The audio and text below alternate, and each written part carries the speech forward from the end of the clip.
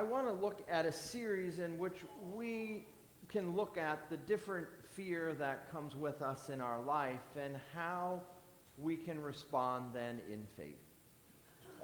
Fear comes to us in different ways depending on where we are in our life, but yet it still has the same thread that goes through. Today I want to look at where do we see fear and what does it come from, and where do we respond and how do we respond to this in general as we look to see where it comes from. In the scripture that you heard read this morning, you heard fear, but before we got there, we had to see where they came, because this was the people of God. These were the Israelites who were enslaved in Egypt. Moses went and fled into the desert. God anointed him to be the one who would bring them out of Egypt for slaves. He went and led the people of Israel out of Egypt, and then they came and they were celebrating what had happened. Moses went on the mountain and got the 10 Commandments, and the people weren't happy how long God took, and they were doing things they shouldn't have done. And then they realized this after there was a little bit of a punishment, and they went, okay, now we will follow God in whatever we do. And now Moses led them up to this land that they had promised, and God told to Moses, tell them to go and look at this land.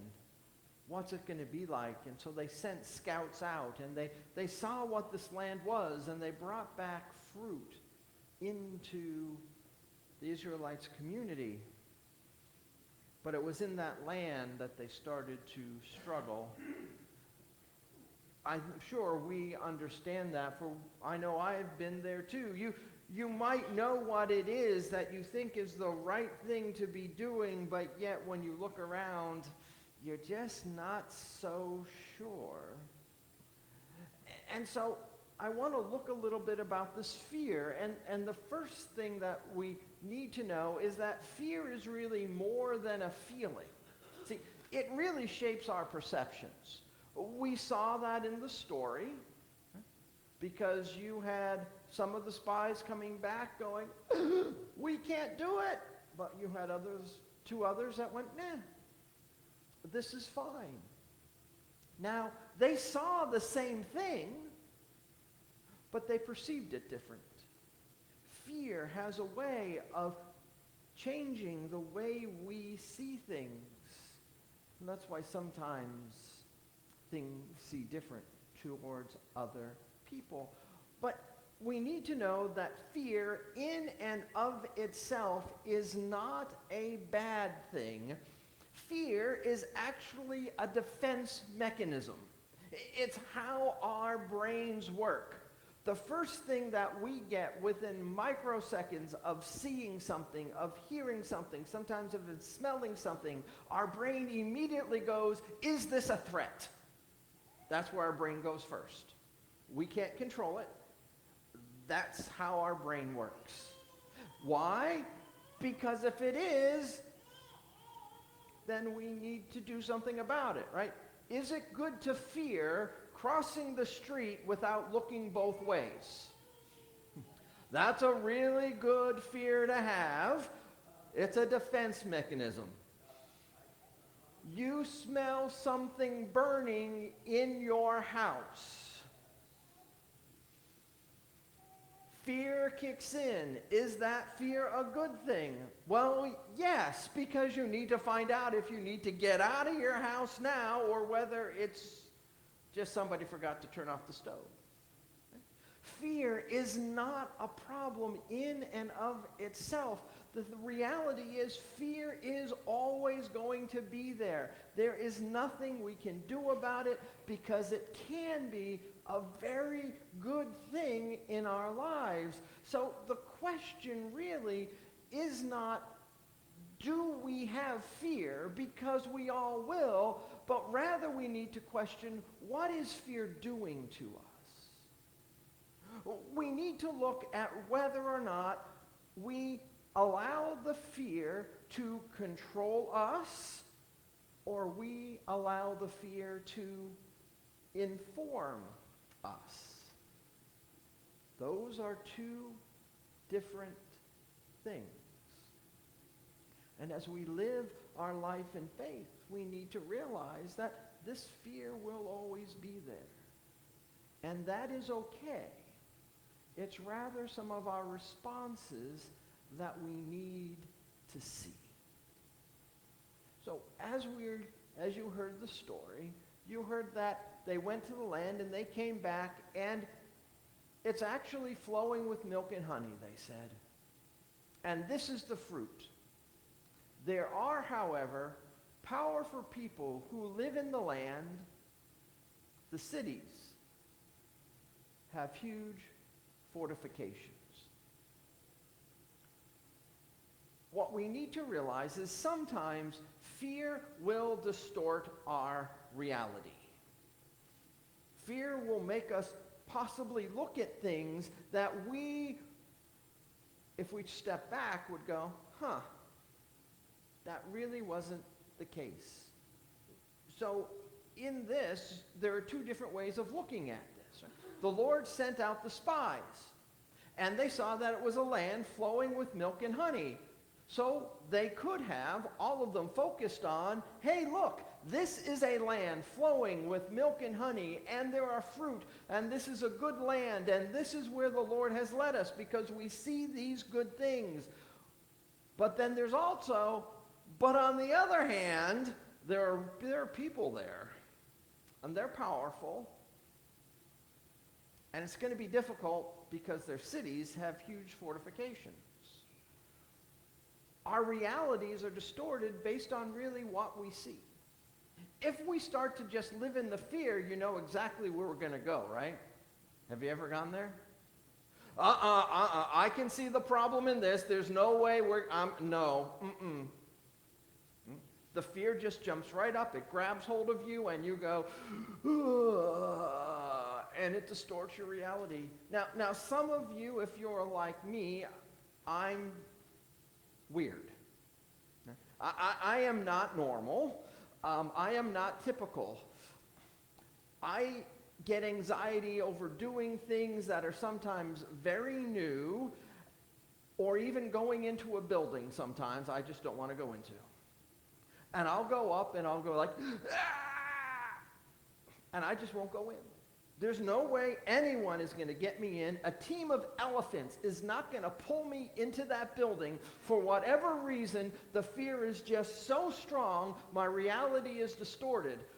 Now, I can even say, well, what's the worst that's going to happen to you? And I go, I don't care. I am just not going in. I don't care if it's logical or not. I do not care. I don't know if you've ever been there. Sometimes fear is just so strong that all we can ever see is the possible things, the uncomfortableness that we have, and we don't go through because our reality just is shifted. Because, believe it or not, our brain makes up the reality of what we see. If fear is control, we will see that there are problems up ahead. And the problem with seeing that there are only problems up ahead is that you will run into the problems. Now, some of you may not know, but I've ridden a motorcycle for years. And they tell you something when you're riding a motorcycle. Do not look at the problem you see, rather look where you want to go. Because if you see a pothole and you look at the pothole, guess where you're going? You're going in the pothole. Don't look where you don't want to go. Look where you want to go. When fear comes in, it distorts our realities, and we can either choose to focus on where fear is leading us, or we can focus on something different. And we'll get to that in a little bit because I want to talk a little more about fear. And at the end of chapter 13, they're talking about the Nephilim. Now, the Nephilim were giants. You'd have to remember this way back in the beginning in the book of Genesis. The Nephilim come from one verse that says, the angels of God saw that the daughters of men were fair, and they created a race of giants called the Nephilim. They're supposed to be really big, really powerful, really strong. And so what they were saying is they started to spread rumors, right, that, hey, look, we saw these big, huge giants, and we saw ourselves as grasshoppers. And that's how we appeared to them. See, when we have fear, fear exaggerates what we face. It's the way fears work. Look, they were just so big we couldn't get over it. And we need to know that's going to be part of fear. And the part of it is once we know it, we can start to question things and we can start to see things. So as we're talking about this fear, I just want you just to take a few moments and where in your life does something feel bigger than it actually is? You just have to look at it. Is there something that you just think is way too big to overcome, and then you might realize that, yeah, maybe it's not as big as it appears to be, because that's where fear comes in. And we got to name it and see it to be able to move on. Now, we appeared like grasshoppers. I mean, what else did that tell them? And tells us is that fear causes us to forget who we are and to live as if we are small and powerless. We forget. I mean, not only do we forget that we are children of God, we sometimes forget our own identity. We forget who we've been created to be. Fear will make us push ourselves down and become smaller than we really need to be. I don't want to be seen. I don't want to be heard. There's nothing I can do about this. That's what fear causes. And that's okay because there's nothing we can do about that. Rather, we can start to recognize it. And that's the important thing. Because it's very easy to forget who we are. We don't necessarily want to admit it, and I'm saying things out loud that most of us don't even want to say. But this is what fear does in us, and this is what it will always do. And so we have to recognize this. And so just sort of to get you in touch with the fear you may be carrying is, where has fear caused you to see yourself less than who God created you to be? God created each of us special and unique with our own gifts. But it is fear that holds us back, like it was fear that held back the spies. And that we don't step into who we were really created to be because the world has formed us different than God has created us. Sometimes it's people's words or tones, or sometimes it's what families have expected, or sometimes it's different things that we've experienced, and that doesn't allow us to live in because there is some fear that holds us back. Where have you experienced that, or where are you experiencing that? Then in something we didn't read, the people were complaining. They heard that 10 of the 12 said, don't go in. And so then they said, so let's pick a leader and let's go back to Egypt. They were just let out of slavery in Egypt. God is now moving them to freedom. But they have to come through something where they fear, and here they are stuck right there looking at it. And what we end up seeing in this is something that we probably each have experienced, and that is fear prevents forward movement. And sometimes even worse, it makes us want to go back to where we were that we know when we were there wasn't any good. Let's just go back to Egypt. We had food. We didn't have to fight for survival. We had water. We didn't have to worry about getting killed, going after what's ahead of us. Let's just go back. And fear will do that, right? You just sit there and you're paralyzed from moving forward because of the fear that you feel. And that's what was happening with the spies. And that's what the people of Israel were facing. Now, I think it was right that they were fearful of what they had to face, but now they were just allowing it to control them so that they couldn't move forward. Fear is a very powerful motivator if we allow it to happen. If we allow fear to take hold. So is there anything we can do? Or are we just stuck living in fear? Later on in the 14th chapter, Caleb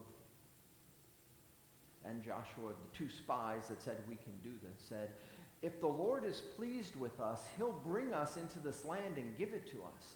It's a land flowing of milk and honey, only don't rebel against the Lord, and don't be afraid of the people of the land.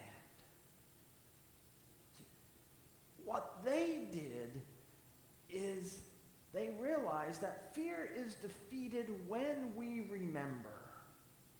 When we remember who we are. When we remember who God created us to be. When we remember that God has been faithful. In this, they're remembering that, look, God brought us out of the land of Egypt. He has led us to this point right now, which means he will lead us forward into something new. Don't give up. And they remembered what happened. And many times we need to remember so that we can move forward. We have to remember who we are. We have to remember what's been done. And by doing it, we can then move forward. For me, it always helps, and I drive people crazy because I always ask, well, why are you doing something? I'm accused of overthinking.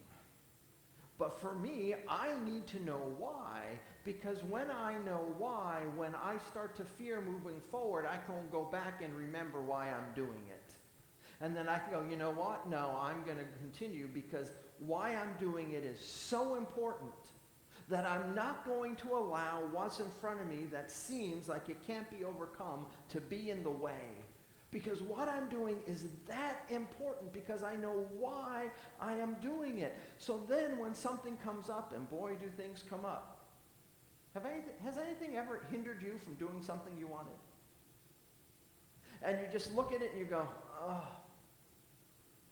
do I really have to do this? Believe it or not, it's that fear is actually then is what's popping up. Because fear is saying, you can't do this. But when we remember why, when we remember what happens, when we remember that we have overcome things in the past, when we remember and we see what has been done, then we can defeat the fear that stops us from moving forward. Because we see fear for what it is. It's a defense mechanism that's very helpful, that we can talk to, that we can thank, and then we can say, yeah, but in this case, there's nothing to be afraid of. My existence is not in peril. I can move forward. Remembering is how we defeat fear. It's how Caleb and Joshua were trying to tell the people to face their fears. But ultimately, more or less, they voted themselves into the wilderness, and they said, we'll listen to the 10 rather than the 2. And God said, well, if that's the case, and you choose to live out of this fear, then none of you will see the land that I promised you. And so they wandered in the desert until only 2 of that group were able to go into the promised land. Not even Moses went into the promised land. Do you have a guess of who those 2 were? Joshua and Caleb. Because they saw what God could do. Many times fear keeps us back. But yet, if we see what is possible, we can move through it. If we don't, we stay where we are and we don't move forward. Fear is defeated when we remember who God is and what God has done. So as we're talking about fear, let me just ask you some more questions to help you see what is it you can do. But first we need to see where we are. So where is fear shaping how you see your situation right now? And different people may see fear in different ways. As we get older, we start to lose the fear of our own independence, and that shapes how we see things. When we're younger, we might just worry about our own survival, and so that shapes how we see things. But just for a moment, try to be honest with yourself and answer with the Lord's presence. Where is fear shaping how you see your situation right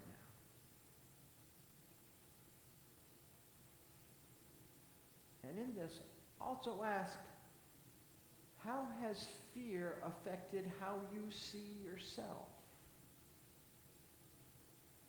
Sometimes fear makes us see ourselves as being able to do things that we can't do. And other times fear helps us and makes us see things that we can't do. And we can overemphasize either one. But where has fear affected how you see yourself? And then once we know that, we can go to the Lord with the next step. What is one step you feel called to take even when fear is present? Where is God helping you to overcome some fear that you look at it and you know, yes, while I am fearful of this, I feel called to continue.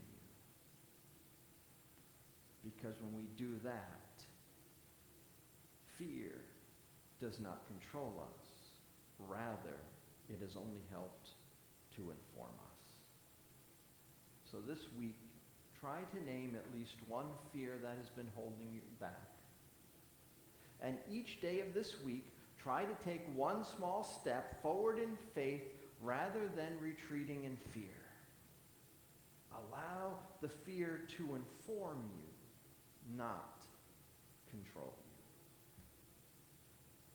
I'm going to say this prayer, and if this prayer resonates with you, as I pray it, I just ask that you pray it in your own hearts and minds. But as I start praying, the Lord may drop a prayer into your head. And if that's the case, please pray that one instead. God of courage, I confess that fear often shapes how I see and how I respond. Help me to trust you more when I Trust me, help me to trust you more than what I feel. Remind me who I am in you. Give me the courage to take the next step forward in Christ's name.